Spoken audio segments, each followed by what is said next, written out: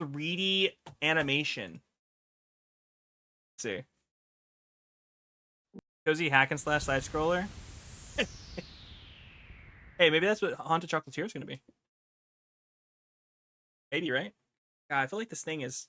I think I'm losing weight on my wrist. I think that's it. Yeah, pretty much that's it. There's no other things. But yeah, he actually co-wrote the Stardew Valley cookbook and the Stardew Valley guidebook.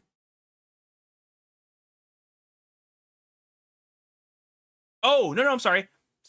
He co-wrote the cookbook with Ryan Novak, who was the author of the Valley Guide cookbook. I'm sorry, guidebook. It includes 50 recipes. We're about to look up Stardew Valley cookbook. Stardew Valley cookbook recipe. Stardew Valley cookbook. I want to see pages. For $20 too. That's so cool. I'm gonna go quickly. So I learned all my stuff through Maximilian Dude. And one of the stuff that he covers, of course, he loves Final Fantasy VII Remake and Rebirth, a game that I've played both on this channel. And a lot of the information he shares concerning game development, he gets his information from Twitter, which comes from translated Japanese to English from the developers, who say that the reason that Final Fantasy VII Rebirth came out the way that it did and came out so fast with no hindrances to development is because they used Unreal 4 and had to basically that allowed them to have the combat system, to have all the models already on hand. So all they had to do was just basically port everything over to the next game. The battle system remains unchanged. The character models look a little bit better, but for the most part remain unchanged. All they had to do is basically build a new game using assets that have already been created in Unreal 4. And not just visual assets, the way that the game functions in terms of the world, the battle system, the items, all that stuff was just ported over. Super easy translation. Super easy one-to-one kind of movement that just sped the development along, right? Now, though, that most likely this game probably won't be in next-gen console. Maybe it'll be this gen console and maybe next-gen. And because Unreal Engine 5 is out, potentially the development team is going to have to make everything all over again. That's the problem that we're facing here, is that they're going to most likely have to recreate everything that they had for 7 Remake and 7 Rebirth for the third game. Now, I don't know if they're going to be able to transfer over stuff, but the fact that they're considering it and hasn't been a solidified answer makes me think that the only reason why they haven't done it already is because they know that they'll have to basically recreate everything, and that'll push development back. And that's just to create everything. Who knows if it's going to work the same way? Development team behind Square Enix Final Fantasy VII Remake trilogy is considering moving over to Unreal Engine for Part 5. During an interview with CGWorld.Japan, remake director Naoki Hamaguchi was asked whether the development team at Square Enix is considering upgrading the development environment to Unreal Engine 5 for Part 3. In his response, Hamaguchi stated the team will need to assess the pros and cons of the newer engine, but he does believe it's possible. I love that there are pros and cons too. Oh my god! Hello, Stockies, how are you doing? However, according to Hamaguchi, what the fanbase wants most right now is to deliver the final title in the trilogy in good shape as soon as possible. He said that the development team will objectively consider switching over from Unreal 4 to 5 based on whether changing the development environment will speed things up or whether it would be best to keep things as they are and work on the game at once. Hamaguchi also talked about the asset streaming system used in Final Fantasy VII Rebirth. When it came to the vast open field scenes in the game, it became difficult for the development team to control how many assets needed to be loaded at what time in order to create a scene. Therefore, the programming team built a system so that designers could create maps without having to be conscious of asset loading. Specifically, it automatically adjusts the range to be loaded based on the character's position. The Final Fantasy VII Remake Trilogy director said that it was very important to introduce this system at an early age of development.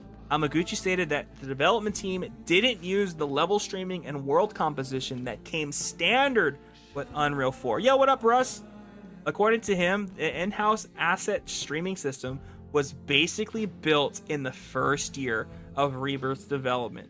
So, everything that they learned in Remake's development, they expanded upon in Rebirth's development, and you saw that early in Remake, and they expanded upon it much bigger. That's why in Rebirth, the worlds were bigger and vaster because they had already had... I'm great. Thank you for wishing me a wonderful evening. I hope you're great as well. And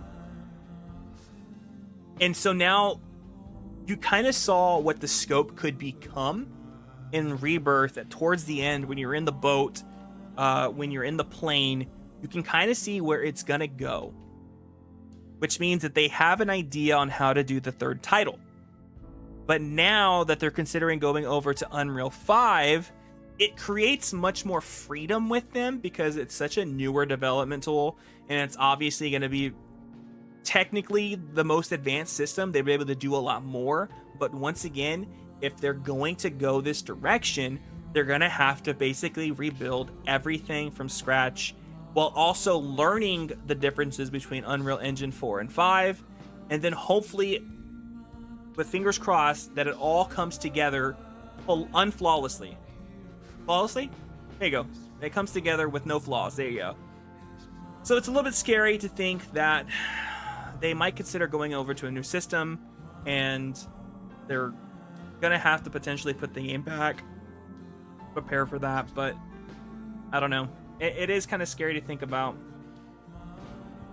Any comments? There's no comments on it.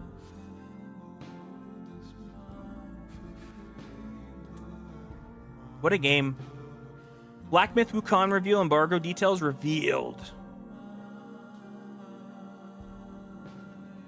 Oh, so it releases oh, that's crazy. So 4 days before the release of the game, the embargo is going to be lifted. Interesting. Interesting. All right, so Disney World is arguing that a man cannot sue over the death of his wife because the terms he signed up for in a free trial of Disney Plus. Jeffrey Piccolo filed a wrongful death lawsuit against Disney after his wife died in 2023 from a severe allergic reaction after eating at a restaurant at the theme park. However, Disney argues its term of use, which Mr. Piccolo agreed to when creating his Disney account in 2019, means that they have to settle out of court. Okay, so settling out of court is not completely dismissing it. They're still going to get paid, I believe. But it just means that they don't have to take it officially to court. Representatives for Disney and Jeffrey Piccolo have been contacted for comment. The BBC, this is BBC, by the way. Mr. Piccolo alleges that the restaurant at Disney World in Orlando, Florida, that he and his wife dined.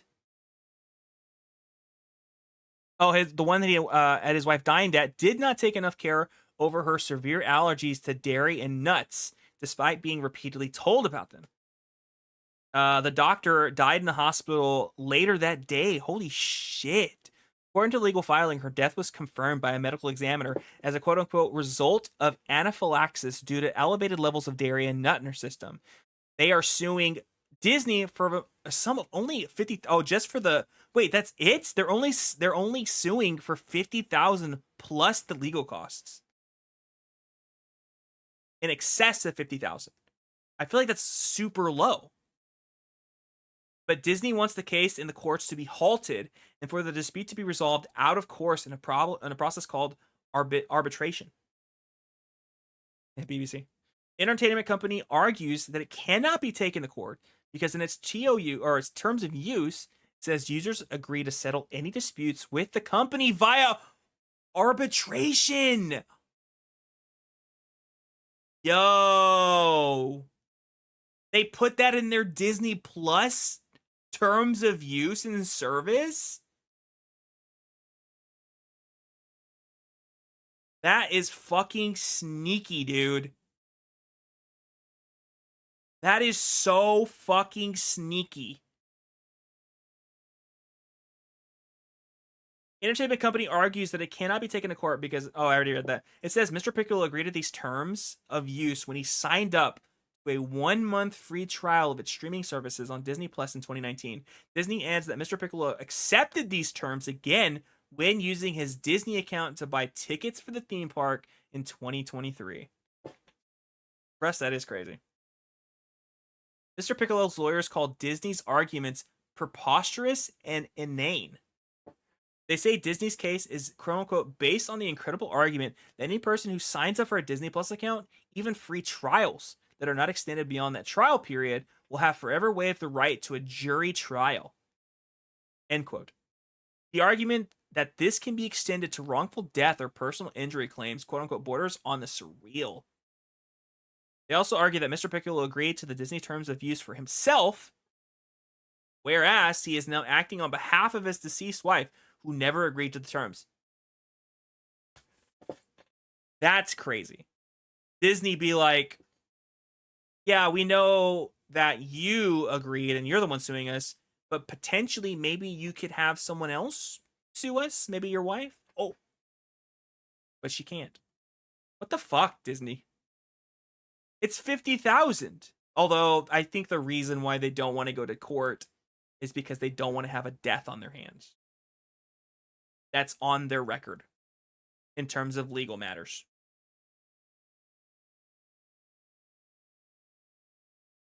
Your wife died? Sorry, here's $5.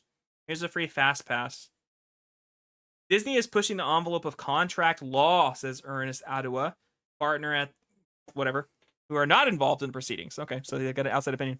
Another death, because there has to be at least one.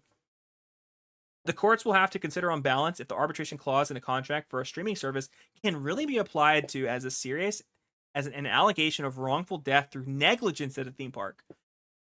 He adds Disney's argument that accepting their terms and conditions for one product covers all interactions with that company is novel, potentially far-reaching. A barrister at a church court chamber says the terms in Disney Plus trial are a weak argument for Disney to rely on. But I don't feel like we have a lot of people from the outside commenting, but we keep forgetting that Disney is such a powerful company. They're a powerhouse that these terms set in the contract have most likely been overlooked by their legal team. And they at least questioned whether or not they could do it. They didn't ask you if they should, they just asked you if they could, right? And you have to be under the impression that, yeah, at some point they go, technically, legally, you could do this. Disney's like, okay. There are no deaths in, but what is that? Ba Sing Se? What are you talking about? What are you talking about? However, he says the clause in the ticket purchase from 2023 may be a stronger case. That is a stronger case, yeah. As there is a similar arbitration clause. $50K though, exactly. It's not even much. That may permit Disney to stay the case for arbitration, he says, although there are many other threads that may prevent them from going to arbitration, given the delicate circumstances in this case. Why, in this case, though, if they want to get around the arbitration clause, if they want to get around that, why not find a family member, if they still have a mother or father, that potentially has never been to Disney and potentially has never gone to Disney World, file that arbitration clause? Can they, or not arbitration, file that lawsuit? Could they still do that? Oh, it's an Avatar reference. I've never seen one. I've never seen Avatar: The Last Airbender. Ever. Disney probably pays more than $50K in trash disposal a day. Exactly. Mr. Piccolo wants the case to go in front of a jury in court of law. Disney's motion to take the case out of court and decide about arbitration will be heard in front of the Florida judge in October. Arbitration means the dispute is overseen by a neutral third party who is not a judge. It is usually a quicker and cheaper process than a court case, which Disney doesn't fucking care about. Disney understandably may want to benefit from the privacy. That's exactly what it is. Benefit from the privacy and confidentiality that arbitration brings, rather than having a wrongful death suit heard in public with the associated publicity. That's all it's about. It's not about, look, it's not that Disney doesn't want to pay. I'm sure they're more than happy to pay for that and most likely fire the person that served the food after being told time and time again that the wife had, allergies and reaction. It's more about their reputation. And you don't hear about this stuff at Disney. You hear all the time about rides breaking down at like different theme parks across the country and people getting hurt, potentially dying, but you don't hear about it at Disney, right? So we got to protect the mouse. The mouse has to be protected because they're making billions and billions and billions of dollars a year just from their parks. So therefore, we cannot have on record that Disney had to pay someone and be found guilty in front of a jury that they had to pay money for someone's death. It's not about the money for Disney, it's about the power. It's about the reputation. So Disney aren't saying we're not to blame. They're just saying we just don't want people to know that we did it. We don't want people thinking about what we've done. Hey, is that Dead Mouse 5? That Dead Mouse? I don't know why I say 5 all the time. Just when I see the 5, I'm always thinking like that's how you say it. And we'll post one.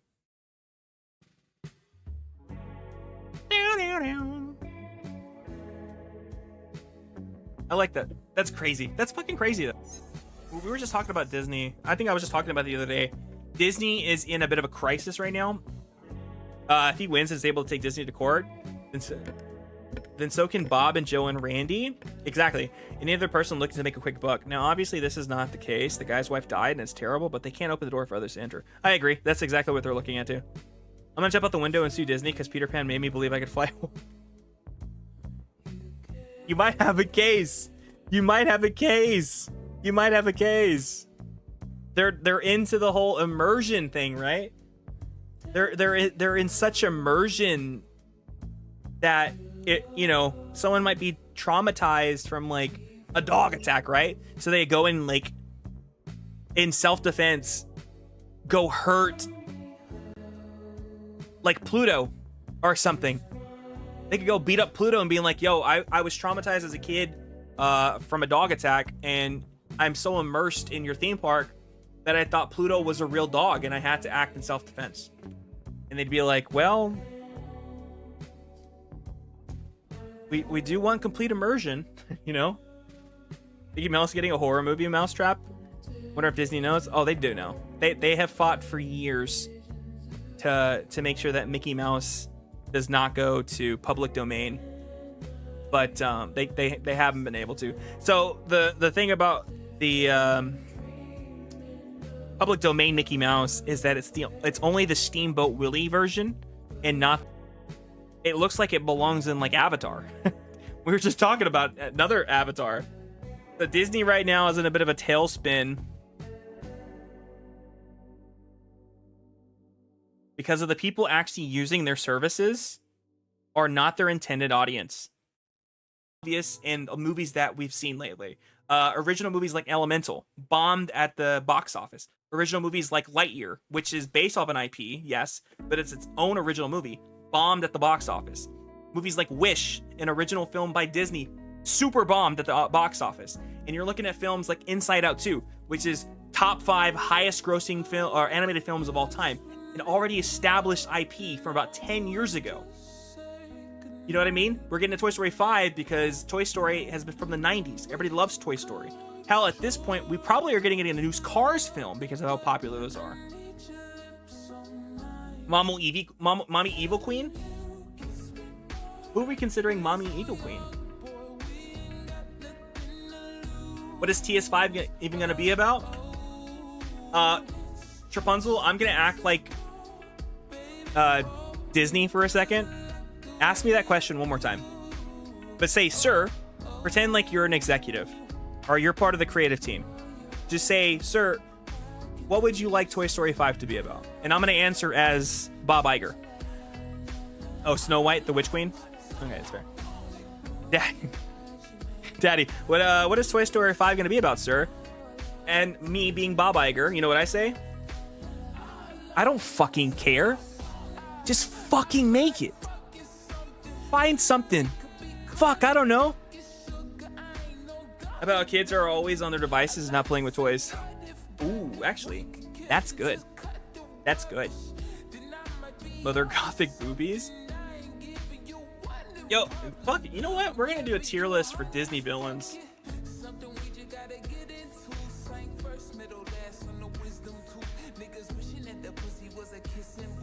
This is not the edited version.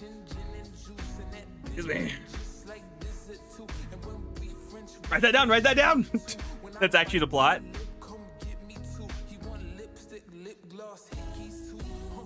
I want Disney villain. Fuck it, this one looks good enough for me. Mickey #1 villain. Always to get that with Andy and his new toy, Andy's mom. Oh god. Does he have the mater? Does he have the mater? The mater light? Does he have the mater light?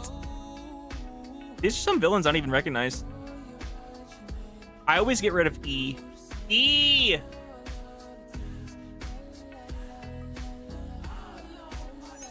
E! Alright. S tier is like the ultimate evil. A tier is like, yeah, they're pretty evil. B is like, yeah, they're evil, but like, are they though? C is like, they could be eviler. D is like, come on. Try harder. F is like, they are borderline a good person. He's got the Bugs Life one. Oh, wait. Which character? Which character? I've never seen the Bugs Life meme. What about Andy's mom's new toy? The Woody. Chernabog. The design is amazing. Some of these I've never seen before, though. Evil Queen. I would say A. Well, she wants to kill Sleeping Beauty, right? She's got to be the standard, right? She has to be the standard. I don't recognize some of these. For them, some that I don't recognize, I'm just gonna be like, oh, put white or gray because I don't know. Oh, we gotta delete this one. Oh shit, I fucked it up. Ah, I fucked it up.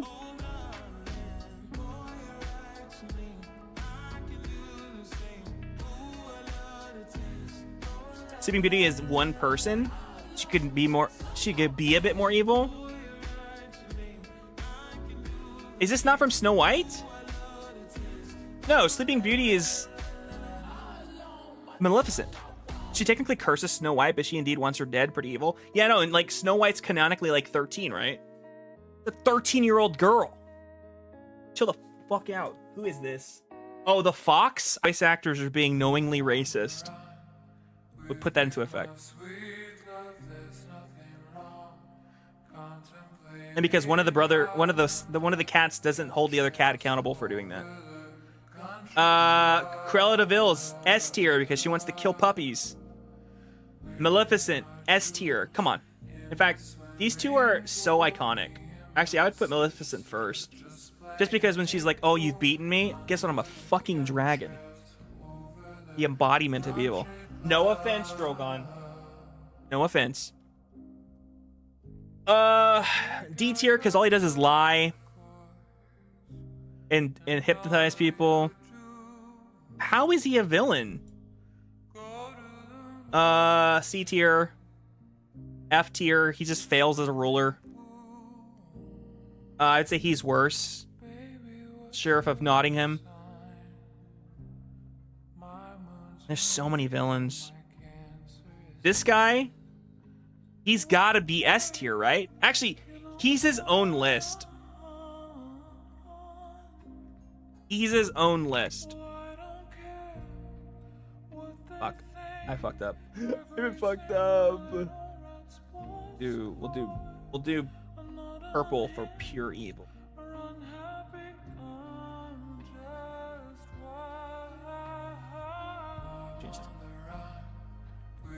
Because he's doing things out of religion and he thinks he's righteous, but he's wrong.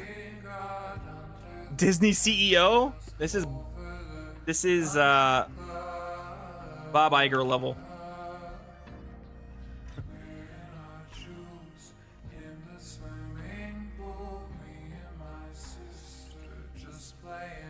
Don't check spell. I mean, come on. He's got to be the most evil, right? Because he's literally doing things in the name of religion, and he thinks he's righteous, and he's literally simping over a girl so hard that he'd rather kill her Actually, he gets hurt because his simping levels aren't high enough. He's not actually gifting enough subs. Let's see. Hades. I think Hades is A. He's funny. You know, he has an idea of tricking people to make them his slaves in the underworld, but does he kill people? Nah. He woke up before he drank all the poison. Oh, that's right. Maybe you're right then. The dude from Mulan literally slaughters him, and these two are the same. The Pocahontas and the Mulan are the basically same character. They will destroy and kill people. In fact, he probably did more. They'll kill people to get domination. They're on the same level. C. The Minotaur. The Hydra is B. It's just a pet. The leopard from... Oh... you know what? I'm gonna say the leopard is D. Yes, it killed Tarzan's parents, but also they're in the wild, they're in the jungle, and he's just doing his thing. He's just doing his thing. And you know that he's more animal than anything because he doesn't even have a talking voice. He doesn't have a voice actor. He's not even sentient. They're just going based off of their habitat and their traits. So you can't blame them for that, you know? Now this motherfucker, on the other hand, he knows better. He just don't give a shit. Actually, I think he's the perfect embodiment of A. He's so close to being these two. If he was like the way he was at the end of the film, then he would be like this. But because he just wants to hunt, because to be fair, we also don't think that animals talk and are basically human, like in Tarzan. So he's a sport hunter.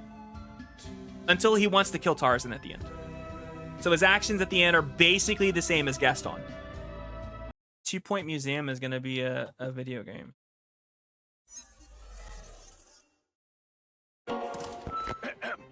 This is the museum audio guide. Take 103.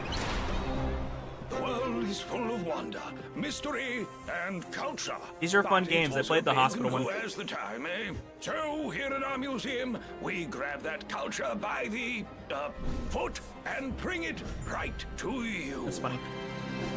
Prehistory. Time before time knew what time it was. Here we have a that's funny. Computer. So ancient, so rudimentary. We think it could be at least 3 years old. And over to your left, you'll see a child climbing the... Oh my, no. Perhaps to the right, where we have... Oh, good heavens!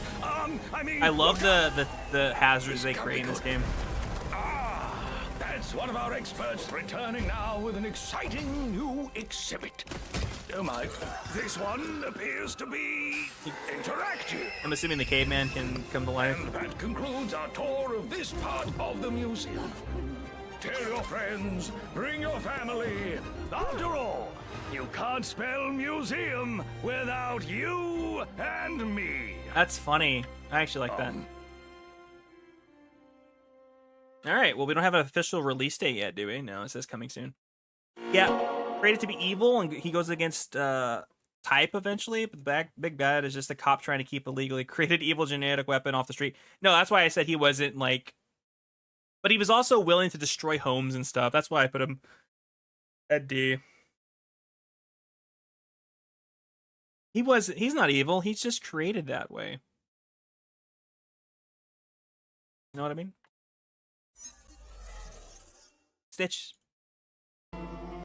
Reading about the games. He's in Snap.